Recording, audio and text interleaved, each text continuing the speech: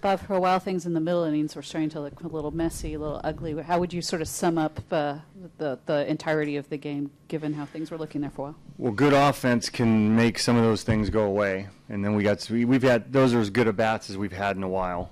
Especially in a game that was close. We have the lead, and all of a sudden it's gone again, and we've seen that happen way too often. So to be able to put those kind of at bats together after that is what the kind of thing we were talking about earlier today is. You really just got to separate and put all your efforts and focus in one particular day. Is it fair to say it's becoming increasingly hard to keep Mark Kent out of the lineup?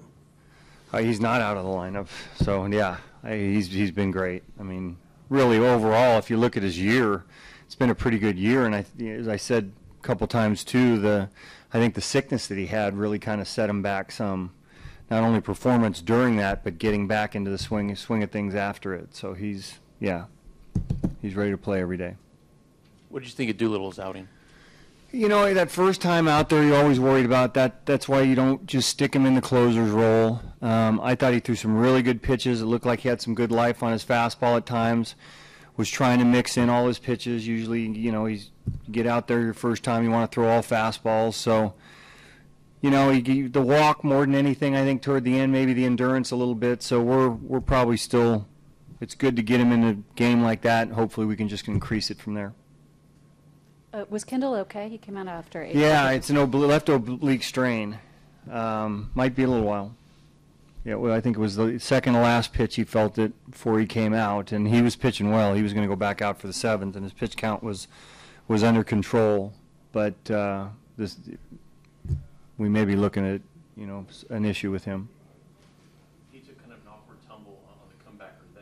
No. Yeah.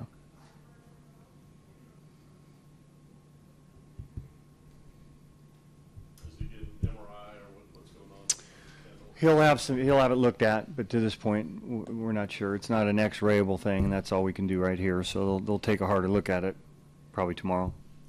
Bob Butler's had such a tough year. How would you describe the day he had today in his at-bats? You watch him take the ball the other way, and that keeps the ball out of off the ground. And lets him get a longer look at it. So he knows that. He's been working hard to try to get to that point, but sometimes when you're struggling, it's tough to do. You don't want to be late, you don't want to get jammed.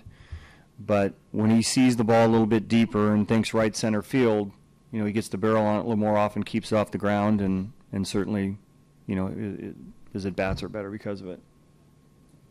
What's going through your head as Lori rounds third? It looks like you ran through a stop sign there and ends up getting back to third. That was kind of a crazy sequence.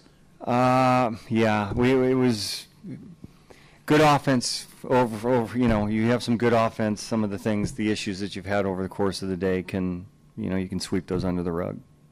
The play the previous inning with Fulda, is that more Burns going too far around the bag? Yeah, and that one, he sees Sammy break and he wants to be aggressive, and then, Sam goes back and now he's caught in no man's land.